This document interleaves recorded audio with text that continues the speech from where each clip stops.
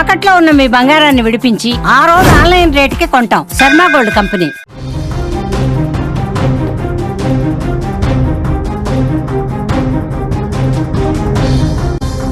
పాకిస్తాన్ లో తీవ్ర సంక్షోభం నెలకొంది. పాకిస్తాన్ ఆర్మీపై సొంత దేశ ప్రజలే తిరుగుబాటు ఎగురవేశారు. నిన్న ఖైబర్ పఖ్తూన్ఖ్వాలో పాక్ ఆర్మీ దాడి చేసింది. ఈ దాడుల్లో 30 మందికి పైగా మృతి చెందారు. దీంతో పాక్ ఆర్మీపై పష్తూన్ తెగ తిరుగుబాటు చేస్తోంది. భారీ ఎత్తున సమావేశాలు ఏర్పాటు చేశారు. పెషావర్లోని ఎయిర్ ఫోర్స్ ని ముట్టడించాలని నిర్ణయం కూడా తీసుకున్నట్టుగా మనకైతే తెలుస్తోంది. పాకిస్తాన్లోని సైన్యంపై ప్రజలు తిరుగుబాటు మొదలైంది.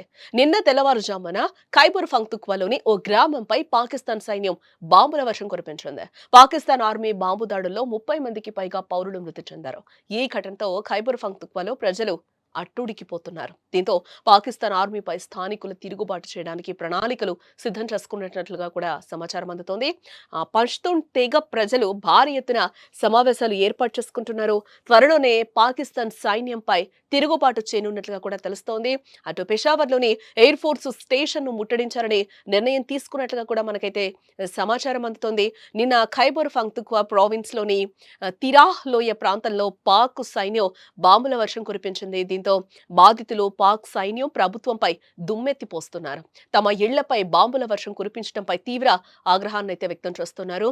తమ బిడ్డలు ఏమైనా ఉగ్రవాదులా అని పాక్ సైన్యాన్ని నిలదీస్తున్నారు.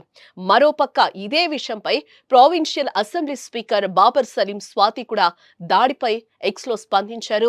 జెట్ విమానాల దాడుల వల్ల పౌరులు చనిపోయారు, ఇళ్లు ధ్వంసమయ్యాయి. ఇది దేశ భవిష్యత్తుపై ప్రతికూల ప్రభావం చూపుతుందని అన్నారు.